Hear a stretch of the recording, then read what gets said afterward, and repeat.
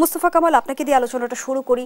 বলছিলাম জুলাই সনদ ঘিরে কিন্তু আমরা দেখেছিলাম একটা প্রত্যাশা তৈরি হয়েছিল, কিন্তু সেই প্রত্যাশা যেন আটকে আছে বাস্তবায়ন প্রশ্নে।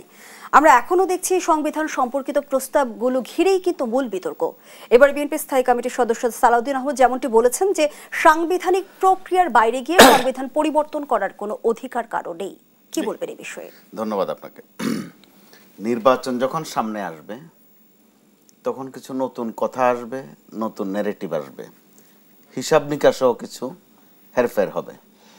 যেমনটা হচ্ছে বিএনপি জামাত মাস কয়েক আগেও যেই টোনে কথা বলেছে বা বছর খানেক আগে যেভাবে তারা একাট্টা ছিল,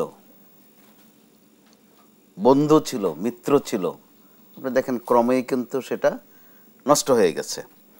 তো নষ্ট না করলেও কিন্তু হতো, একটা লড়াই হতে পারতো, প্রতিদ্বন্দ্বিতা হতে পারতো, আর নির্বাচন তো অবশ্যই লড়াইয়ের বিষয়।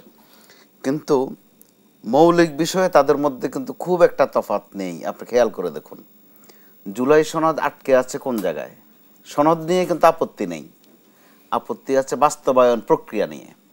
তো এই বাস্তবায়ন প্রক্রিয়া নিয়ে তারা যখন পরস্পরের বিরুদ্ধে কথা বলেন, এমন সব কথা বলেন যেগুলো তাদেরকে নিয়ে একসময় আওয়ামী লীগ বলতো। আজকে বিএনপি জামাত নিয়ে যেসব কথা বলছে, একসময় আওয়ামী লীগ কিন্তু বিএনপিকে এগুলোই বলতো, ৭১-এর পরাজিত শক্তি, রাজাকার, আল বদর, আল শামস, এ ধরনের কথা বলতো। আবার জামাত বিএনপিকে যেসব সম্বোধন করছে, আওয়ামী লীগও কিন্তু একসময় তাই করেছে। তো ঠিক ভাষাগত এরকম সম্ভবত বিরোধটা কাম্য ছিল না, বিরোধের নানান উপাদান আছে। তো জুলাই সনদ যে জরুরি, এটা তো প্রত্যেকের জন্য জরুরি।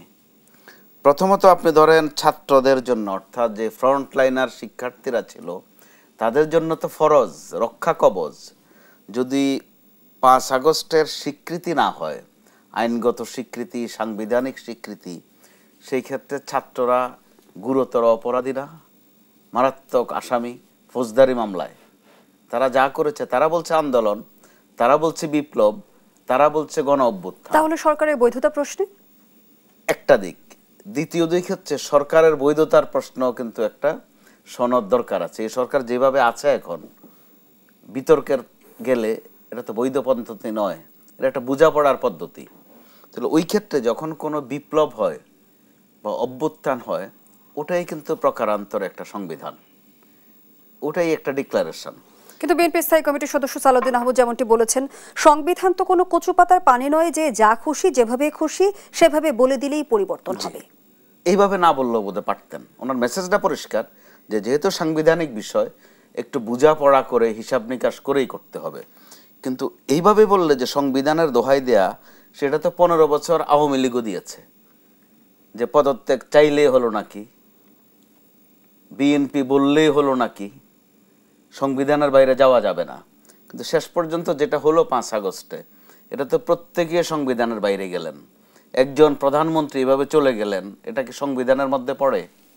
অথবা ওনাকে ধাওয়া করতে করতে চলে যাওয়া গণভবনের দিকে, ওখানে গিয়ে আবার উল্লাস নৃত্য করা, নানানভাবে পুকুরে গোসল করা, ফ্রিজ খুলে মাছ বের করে ফেলা, ওইটা কি সাংবিধানিক সিলসিলার মধ্যে পড়ে?